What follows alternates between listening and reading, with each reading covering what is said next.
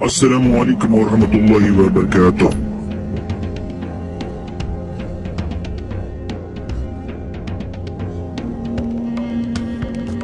ایک مرتبہ میرے پیارے آقا کریم صلی اللہ علیہ وسلم جمعہ کے دن کھڑے ہو کر خطبہ دے رہے تھے کہ اتنے میں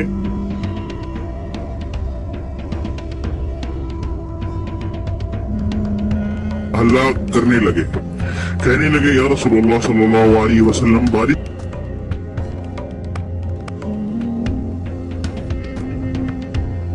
کہنے لگے یا رسول اللہ صلی اللہ علیہ وسلم بارش کے بنا قحط پڑ رہی ہے، یہاں تک کہ درخت بھی شرخ ہو گئے، یعنی تمام پتے خشک ہو گئے اور جانور تباہ ہو رہے ہیں۔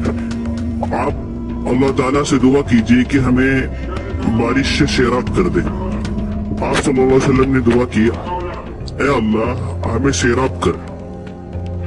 2 مرتبہ میرے پیارے آقا کریم صلی اللہ علیہ وسلم نے اس طرح کہا، قسم خدا کی اس وقت آسمان پر بادل کہیں دور دور تک نظر نہیں آتا تھا، لیکن دعا کے بعد اچانک ایک بادل آیا اور بارش شروع ہو گئی۔ آپ صلی اللہ علیہ وسلم ممبر سے اترے اور نماز پڑھائی۔ جب آپ صلی اللہ علیہ وسلم نماز سے فارغ ہوئے تو بارش ہو رہی تھی اور دوسری جمعہ تک بارش برابر ہوتی رہی۔ پھر جب میرے پیارے آقا کریم صلی اللہ علیہ وسلم دوسری جمعہ میں خطبہ کے لیے کھڑے ہوئے تو لوگوں نے بتایا کہ مکانات منہدم ہو گئے ہیں اور راستے بند ہو گئے ہیں، اللہ تعالیٰ سے دعا کیجئے کہ بارش بند کر دے۔